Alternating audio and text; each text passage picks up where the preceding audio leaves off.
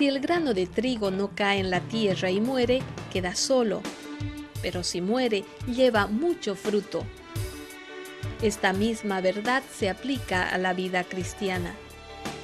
En el curso Una salvación tan grande, el Dr. Ernesto Johnson trata con la experiencia de la salvación y el proceso de desarrollo en la vida del creyente.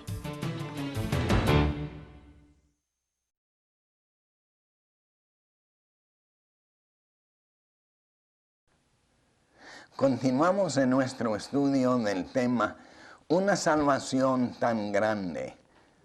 En Romanos capítulo 1, 18 en adelante, Pablo, bajo la inspiración del Espíritu Santo, analiza el gran problema, el dilema del ser humano. Como el médico por excelencia, Dios ve el corazón y lo que ve es el pecado. Estudiamos algo del origen del mal en Lucero, aquel ángel que cayó por su soberbia. Después él contagió a nuestros primeros padres y de ellos en adelante, generación tras generación, nos hace mucha falta volver a nuestro Dios. Pero el obstáculo, la barrera, es el pecado. Y por eso Dios toma muy en cuenta lo que es la necesidad urgente del hombre. En el Antiguo Testamento, en Jeremías 17, 9, el profeta hace una pregunta, una afirmación. Dice él en versículo 9, engañoso es el corazón más que todas las cosas. Y luego la pregunta perturbadora, ¿quién lo conocerá? Imposible que el hombre sin la iluminación del Espíritu Santo sepa realmente qué es su mal. Por eso Pablo en Romanos capítulo 1, versículo 18 en adelante, habla de la ira de Dios, que Él desata, como dice Él, contra toda impiedad e injusticia. Primero vimos que Él analiza lo que es el corazón del gentil, el romano de aquel entonces. Y vemos la definición del pecado como la injusticia, la falta de la rectitud. Tomó la forma de la perversión sexual y toda la violencia, lo que tenemos hoy en día, el aborto, el divorcio, el asesinato, el secuestro y también la falta de paz entre los seres humanos. Sigue en capítulo 2, ahora dirigiéndose al judío, aquel muy privilegiado por Dios, que recibió la ley, hijo de Abraham, pero realmente él, en cierto sentido, tapaba, encubría su mal por su propia justicia, pensándose mejor que el otro. Y por eso vimos en el caso del fariseo Simón y la pecadora, la diferencia entre estos dos pecadores. La mujer pecadora se daba cuenta de su necesidad. Simón, ciego, ignorante de su necesidad. Pero tanto el uno como el otro ante Dios está condenado. La ira de Dios con razón cae sobre el pecado y el pecador. En Romanos capítulo 3, Pablo va poniendo fin a estos 63 versículos dedicados al análisis del mal, no como el hombre lo ve, sino como Dios lo ve, porque así lo es. En Romanos capítulo 3, versículo 9, así Pablo sugiere una pregunta por parte de su contrincante. ¿Qué pues?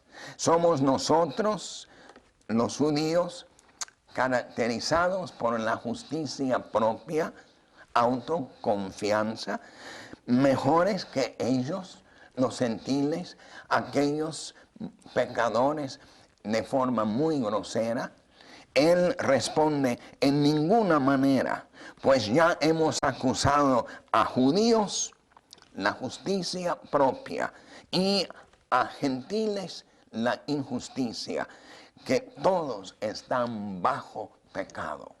Allí tenemos el reproche severísimo.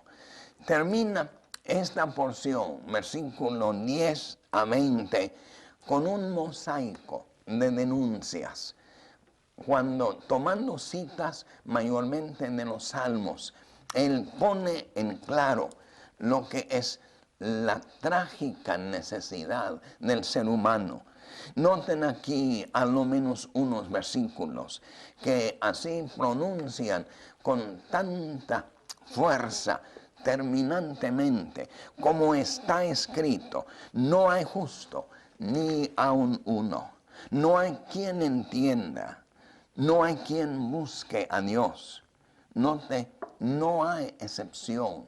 Al contrario, todos se desviaron, aún se hicieron inútiles. No hay quien haga lo bueno, no hay ni siquiera uno. ¿Quién puede arguir con Dios con estos pronunciamientos tan severos? Luego, usando distintas figuras muy gráficas, dice: sepulcro abierto es su garganta, con su lengua engañan, veneno de áspides hay debajo de los labios, su boca está llena de maldición y de amargura, sus pies se apresuran para derramar sangre. Quebranto y desventura hay en sus caminos, y no conocieron camino de paz. No hay temor de Dios delante de sus ojos. Qué tremenda denuncia. Es como Dios ve el hombre más pecador según lo humano, como también la persona más religiosa, pero sin Cristo. Y por fin, él da en resumen: pero sabemos que todo lo que la ley dice, lo dice a los que están bajo la ley, los judíos, para que toda boca se cierre y que todo el mundo quede bajo el juicio de Dios. Y ahora la palabra final: ya que por las obras de la ley ningún ser humano será justificado delante de él, el juez justo, cuya ira santa se expresa contra el mal, porque por medio de la ley es el conocimiento del pecado. Si terminara la Biblia allí mismo con un punto, qué tristes estaríamos, porque nuestra situación sería fatal. El cáncer nos acabaría. Pero lo hermoso es que en el versículo que sigue, el rumbo hacia la condenación, ahora un viraje de 180 grados, y entra dos palabras que cambian el panorama, y dice: pero ahora. Conjunción adversativa para los gramáticos, indicando que sin Dios el hombre va hacia la perdición, sin excepción alguna. Pero en el horizonte aparece la luz de la aurora. Dios tiene un plan salvífico. Y dice Pablo, ya en este nuevo rumbo de confianza, de perdón y de paz. Pero ahora, aparte de la ley, se ha manifestado la justicia de Dios, testificada por la ley y por los profetas. La justicia de Dios por medio de la fe en Jesucristo, para todos los que creen en Él, porque no hay diferencia. Versículo que citamos muchas veces: al incrédulo, aquí está: por cuanto todos pecaron y están destituidos de la gloria de Dios, siendo justificados gratuitamente. Qué hermosa, buena nueva. El Evangelio en su esplendidez, en su hermosura. Analicemos por un momento estos versículos, esta porción de 3, 21 a 26 se ha clasificado como la porción clásica en toda la Biblia en cuanto al tema de la salvación. Es una porción teológica, doctrinal de mucho peso y contiene todo lo que nos hace falta para saber la liberación de nuestro mal. Pero ahora Dios ha intervenido. Dice, aparte de la ley nos trajo la condenación porque la merecíamos. Y por eso la ley nunca salva, ni tampoco santifica a nadie. La ley sirve para convencernos del mal, pero la ley nos conduce a Cristo, quien nos salva por declararnos justos en la persona de su Hijo, creyendo nosotros en la virtud de Él y en el derramamiento de su sangre. Y por eso, aparte de la ley, por eso, buena noticia, hay esperanza. La ley me condenaba, ahora la gracia me es anunciada. Dice también, se ha manifestado. Este verbo es muy clave. Es el tiempo presente perfecto. Perfecto en el sentido de que vuelve a la cruz hace 2000 años, cuando Él murió en mi lugar, en su lugar. El acto de Dios, cuando Él tomó la ira de Dios sobre Él, el castigo que nosotros mismos merecíamos. Cuando allá en la cruz, clavado entre el cielo y la tierra, allí en la cruz, Él gritó, Eli, Eli, lama sabactani, Dios mío, ¿por qué me has desamparado? En ese grito profetizado en Salmo 22 y aquí en Mateo podemos ver que sobre Él descargó Dios el juicio que a mí me correspondía. Y por eso, desde esa cruz, obra perfecta, cuando Él dijo, consumado es. Pero el verso dice, se ha manifestado, es decir, presente perfecto.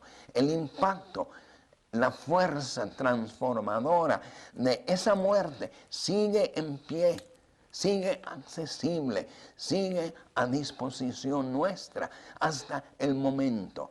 Y por eso la justicia de Dios, ahí vemos su plan salvífico, su plan de perdonarnos en base de un sustituto, su amado Hijo, aquel que fue profetizado allá en Génesis 22, cuando a punto de matar a Isaac en obediencia a la voz de Jehová, Dios proveyó un cordero en el momento preciso. Isaías 53, Dios, Jehová, quiso quebrantarlo, haciendo su alma un sacrificio por pecado. Y por eso esa justicia, ese plan de salvación, esa nueva posición ahora se ha manifestado, se ha sacado a luz. Y por eso Pablo afirma, a pesar de la materia prima tan desesperada que hemos venido viendo en los capítulos anteriores, ahora tenemos una nueva expectativa y eso viene por parte de Él. Dice también todo esto testificado por la ley y los profetas. La salvación no es una cosa nueva. No es del Nuevo Testamento, es del Antiguo también, porque hasta todos los profetas y la ley de Moisés venía indicando por símbolos, por tipos, cómo Dios iba a poner por fin, no un animal, sino el Hijo del Hombre, descargando sobre él su ira, esa ira santa del juez, el ofendido, pero de esta manera el impío que cree, dependiendo de él, ahora viene siendo declarado tan justo como Dios mismo en Cristo es justo.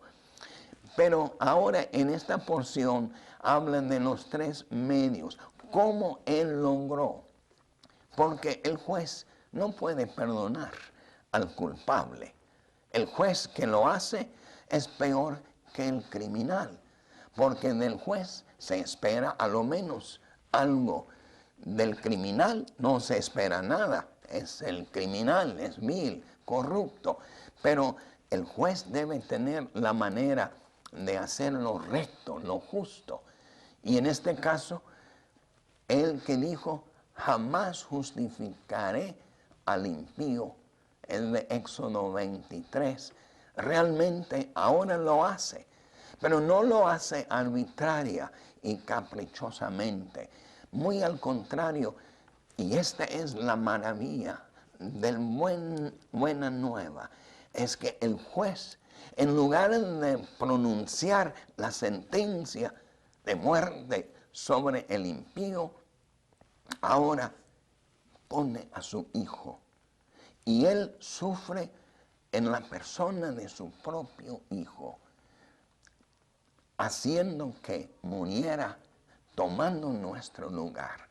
De esta manera satisfecha la ley que dijo, el alma que pecare, esa morirá.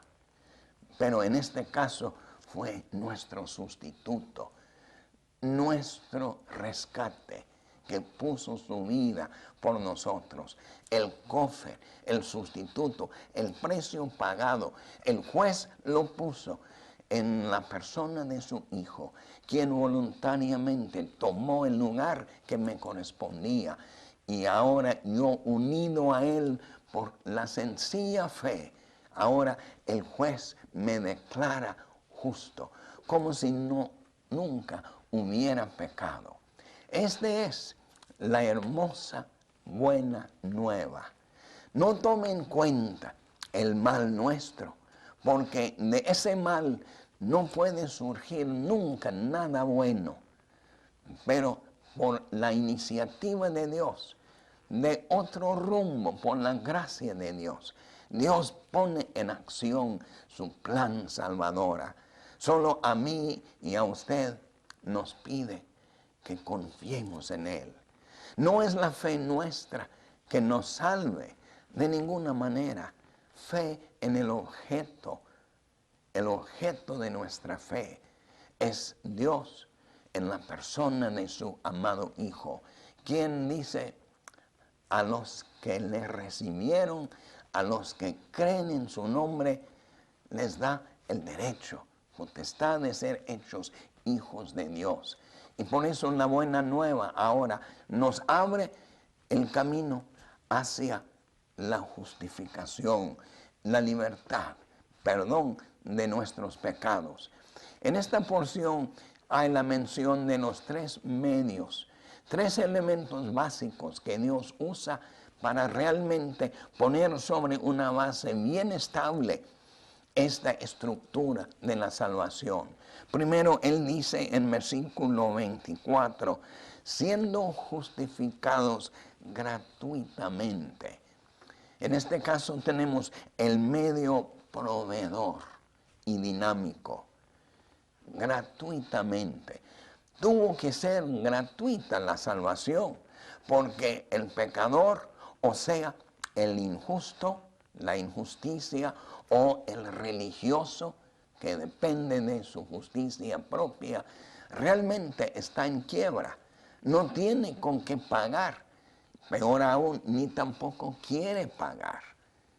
Y por eso, tanto en no poder y en no querer, de ese rumbo no sale ninguna esperanza. Pero Dios introduce por su propia parte, soberana y en pura gracia, este camino que ahora Él genuinamente ofrece al impío que está dispuesto a creer.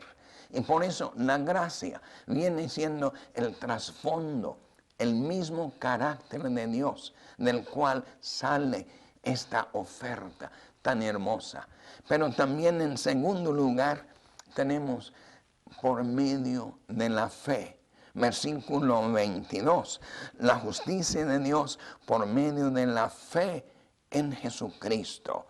Y más adelante en 25, a quien Dios puso como propiciación por medio de la fe. La fe también es un elemento, es un medio. Podremos decir, es el medio alcanzador. Es la instrumentalidad por la cual nos llega esta provisión de perdón. Me gusta pensar en la fe como la mano vacía, extendida para tomar por la bondad del dador lo ofrecido. Cuando uno me ofrece algo que necesito, con mucho gusto, yo extiendo la mano. El hecho de que es vacía implica que no traigo nada, ni tengo nada. Es una confesión que no tengo. En quiebra espiritual estoy. Pero Él me ofrece el don de la salvación gratuitamente. El juez, en lugar de condenarme, ahora me va a declarar justo, con tal que yo responda a su oferta previa, porque Él me extiende la salvación y yo la tomo. ¿Hay mérito, hay crédito en la mano vacía que toma lo dado? No, de ninguna manera. Yo no voy a dar gracias a mi mano por haber agarrado lo dado. Ni tomo en cuenta este medio, este enlace, porque yo más bien doy gracias a la bondad del corazón tan hermoso, quien me da la salvación. Y por eso, aunque Él hizo en la cruz toda la obra, a mí me corresponde alcanzar y apropiar lo ofrecido en pura gracia. Pero también el tercer medio viene aquí y yo lo llamo así el medio meritorio, y es la sangre de Cristo. Porque dice versículo 24, siendo justificados gratuitamente por su gracia mediante la redención, el precio pagado, el rescate mío. Y luego en versículo 25, el versículo clave de esta porción clásica, a quien Dios puso como propiciación por medio de la fe en su sangre. Sin derramamiento de sangre no hay remisión de pecados. Hebreos capítulo 9. Y por eso ya sobre esta base de su vida puesta en muerte, mi sustituto, yo uniéndome a Él por recibir la oferta de una salvación gratuita, por medio de la gracia, por medio de la fe, por medio de la sangre, Dios ahora nos declara justos. Qué tremenda maravilla es esta. En el juzgado de cualquier país, al juez le corresponde pronunciar la sentencia. Es de esperar que así sea. Pero en este juzgado celestial, por el amor y la misericordia de nuestro Dios, nuestro juez halló la manera inimaginable en el juzgado humano, poniendo a su hijo en el lugar del culpable, descargando sobre él su ira, el hijo listo, dispuesto a poner su vida y así poniendo la vida, la condición de creer en él, el impío que cree. Ahora el juez, lejos de castigarnos con un castigo de muerte, dejó caer esa muerte mía sobre su hijo para que yo viva. Hay un versículo que expresa muy bien en 2 Corintios capítulo 5, 21. Dice, al que no conoció pecado, el inmaculado Hijo de Dios, por nosotros lo hizo pecado, cargando nuestro mal. Dice, para que nosotros, esa materia prima tan inútil que hemos visto, nosotros ahora fuésemos hechos justicia de Dios en Él. Dios nos declara justo en base de la muerte de su Hijo. Y somos nosotros recipientes de esa victoria.